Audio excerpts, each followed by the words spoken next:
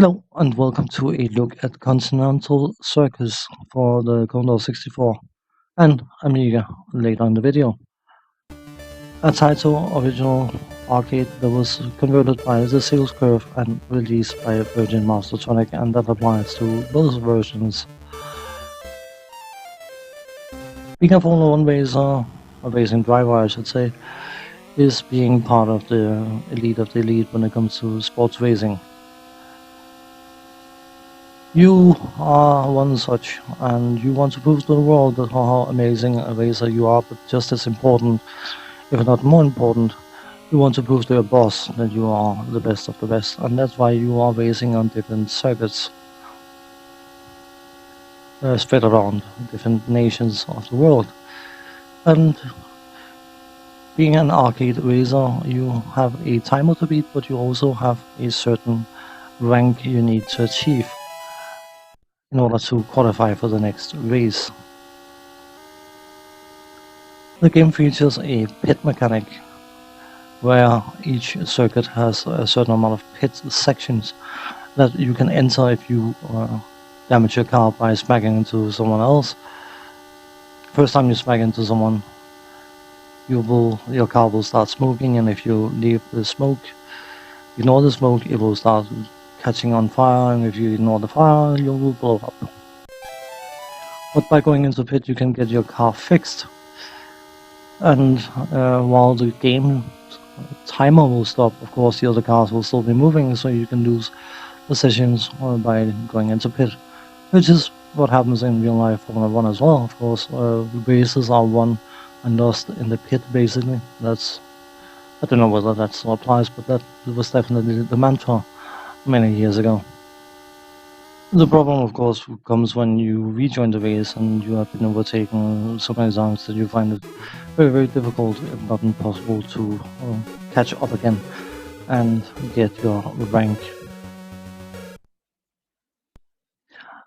Now, from a graphical point of view, the Commodore 64 version, I'm not unhappy with it, but I just feel that specifically the player car it just feels like it's out of proportion. The other cars are basically identical, but of course, because you're driving past them, you don't notice it as much as you do with the car that is in the center of the screen, the one you are in control of. I don't like the fact that the background sort of signifies what continent or country you are racing in, so in that regard, that is a very nice touch. I don't find the graphics amazing, but they're definitely not bad by any means. The sense of speed is not perhaps spectacular, but it is decent enough to make the game playable.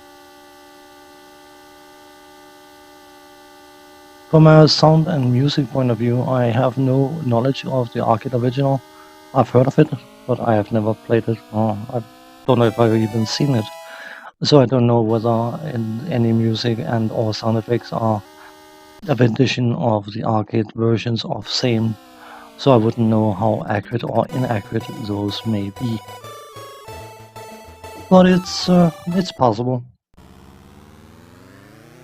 Well, I would say this game reminds me an awful lot of Pole Position, which is of course one of the first, if not the first, proper arcade Formula 1 racing games, which still to this day is a classic. If you get a chance to ever play the arcade, it's still cool to play. It's a bit coarse looking, but it's a fun game to play. And this sort of reminds me a bit of it, which is not necessarily a bad thing. It's not the best racing game I've ever played, but it's definitely decent enough to justify play if you are into arcade races with a Formula 1 theme, of course. So after punching in our initials, it's time to go and have a look at the Amiga version of the same game.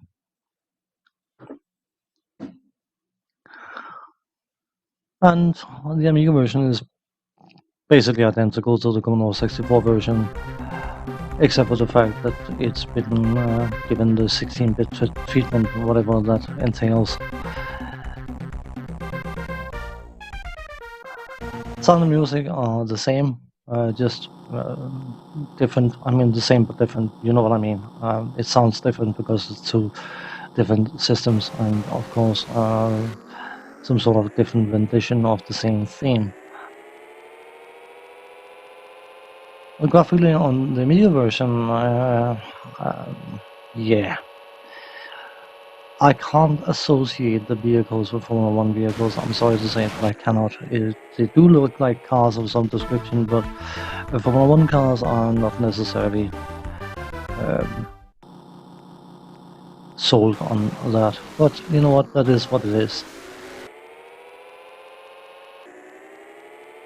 To give some sort of sense of speed, a technique that's been used in many games, many A game even, of course, is to have alternating colors scrolling through the screen, so you get a sense of change, and the change will register a sense of speed.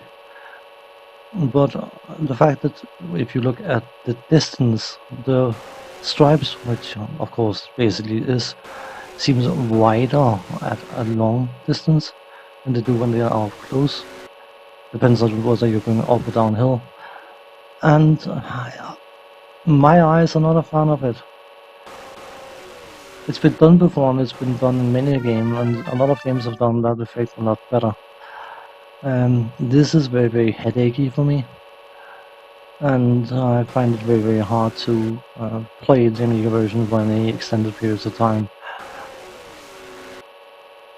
Of course, to try to give the same sense of movement in the tires, there basically you have a black and grey switching between up and down on the tire to give some sort of sense of speed, which is very, very cheap. It may be functional, but it feels a bit bare-boned in effort. Add to that the pit lane on the Amiga version, of course, have bollards, because why wouldn't you have a chance to crash going into the pit trying to repair your car, because it wouldn't be fun if you didn't have that obstacle as well. Which may be to the arcade original, I have no idea, I wouldn't know. What I do know is that even though it's technically the same game, just slightly different because of version differences, I can tolerate the Commodore 64 version, I can even enjoy it, but the Amiga version, not so much. Something that applies to both games is the fact that there's a complete lack of presentation, which is, it is what it is. But of course, because you are playing an arcade racer and you have to reach a certain rank or position if you want, you start the game at rank 60, and before you've even remotely accelerated, you've lost 3 positions, which means that you have to catch those 3 up just to break even. And I think that is a very, very obnoxious way to increase the challenge of a game. It's completely uncalled for, to be honest. I find it stupid, but whatever, it is what it is. A minor thing, but something that I do find extremely annoying with the Amiga version as well, is the fact that when you extend your time, you have to extend text at an eye level of the track, which means that if you are driving down a straight track, it basically covers the road up ahead, so you can't actually see what's coming up ahead. Lovely. Not much else to say. I would enjoy the Commodore 64 version significantly more than the Amiga version. And on that note, thanks for watching, take care, see you next time, bye bye.